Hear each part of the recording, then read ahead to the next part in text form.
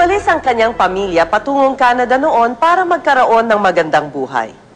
Bumalik naman si Beth ngayon sa Pilipinas para tumira sa isang liblib na lugar, kasama ang mga batang kapos na nangangailangan ng edukasyon at pagmamahal.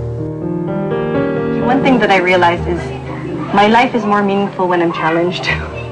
So even in these things, like in the physical challenges, the climate, the heat, the mosquitoes, all of that brings meaning to my life.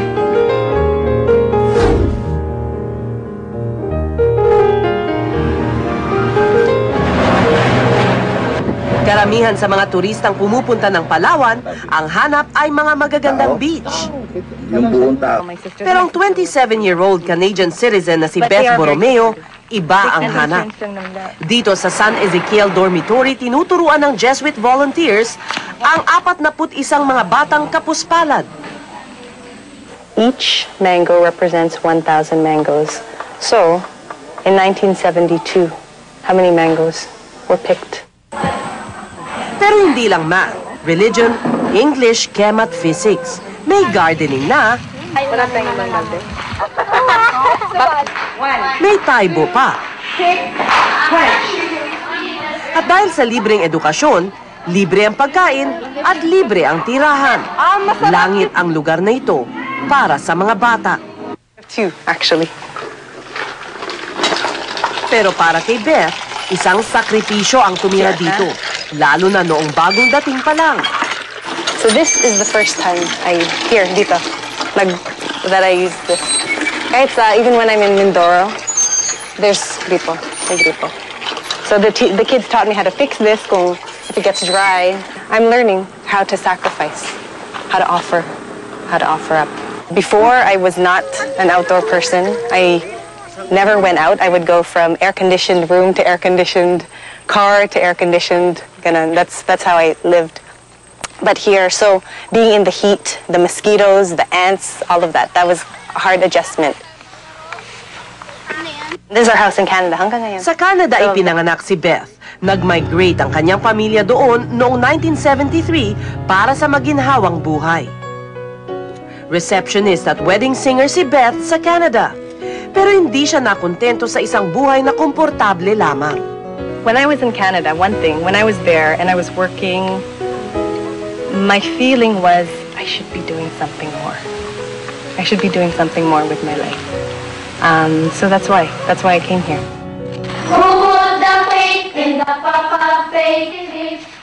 Enjoy naman daw si Beth sa kanyang ginagawa, pero minsan di maiwasang malungkot.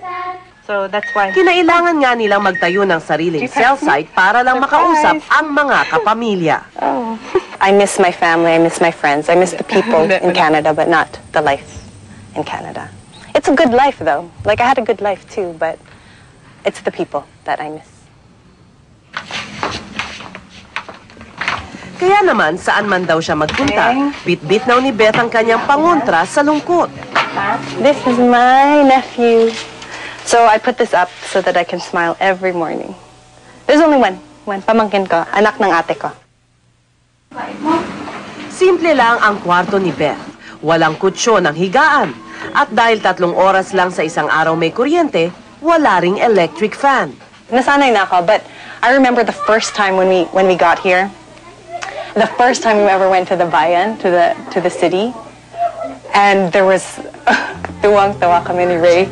There was a mattress on the bed, there was the TV. It's as if we hadn't seen it in our whole lives. I was like, oh my God, we even took a picture. I have a picture of us holding the mattress. There's air conditioning. 2 beses lang sa isang buwan kung pumunta si Beth sa bayan ng Puerto Princesa. Mas malakit siya. At adventure para sa kanya ang pumunta sa palengke. Pagbayan, ang unang-una naming pinupuntahan, Jollibee. Doon kami nagbe-breakfast. Tapos, yun, dahil sabi kami sa Jollibee, pag kumakain kami, walang inikan. So, ubusin talaga namin yung pagkain. Pero pagluwas niyang ito, wala siyang oras mamasyal. Hindi man lang siya nakakapag-email sa mga magulang. Ang libre niyang oras, ipinambisita niya sa paborito niyang orphanage. Give natin yung straw. Wow, ang bilis mo. Malaanghel ang imahe ni Beth.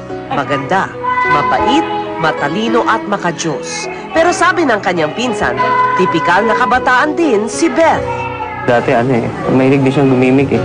Inuumaga rin yun sa inuumaga din sa gimik. Isang ka-text ko. Alas 5 na umaga, pauwi pa lang. Ganun siya, normal din siya. I wanna be super, super weak. Okay, good. And we'll have more at the end. Mas malakas, ha? I wanna be super, super wit.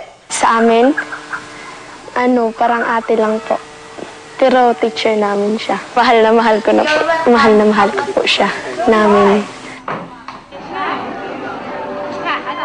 Noong isang linggo, 4 sa estudyante ng St. Ezekiel ang nagtapos ng high school. Sila ang unang batch ng mga graduate. At dahil sa Maynila ginanap ang graduation rites, hindi nakapunta ang mga volunteer. Sa susunod na linggo, babalik na si Beth sa Canada. Kailangan daw niyang magtrabaho ulit para makaipon ng pamasahe at panggastos sa Pilipinas. At marami man siyang naituro sa mga bata, mas marami raw siyang natutunan sa loob ng 10 buwan. Just their innocence and their innocent questions. I'm learning a lot about myself. That's the biggest lesson that I've learned here. Nang makilala ka, aking mahal, di ako mapanagay sa kakaisip ko sa'yo. Aalis man si Beth, hindi raw niya iiwanan ang mga bata. Dahil bahagi na sila ng kanyang pagkatao at buhay, saan man siya magpunta. At ipinapangako niya na babalik at babalik pa siya. Ay panaginip ka, pagkat at na... Iba-iba ang kahulugan ng pagiging estudyante ni Andy at pagiging teacher ni Natechi at Beth. Pero pareho lamang ang dulot nito sa kanila. Pag-asa ng bagong buhay. At yan po ang mga natatangi nating people. Hatid ang mga tunay na kwento ng kanilang buhay. Abangan niyo po muli kami sa susunod na Martes. Ako po si Ces Orenia Gilon. Maraming salamat. Magandang gabi.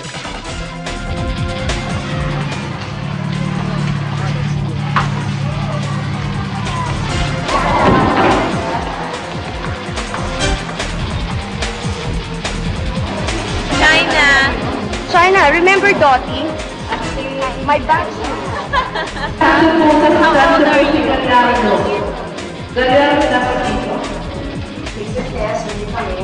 But the instructions, we didn't understand the instructions.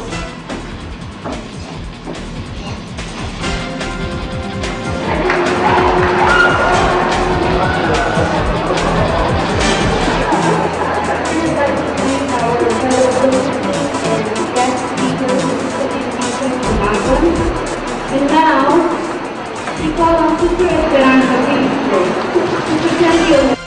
Andy M. Natividad, gintong medalya sa Mathematics at Citizens Army Training at TILAC sa Science.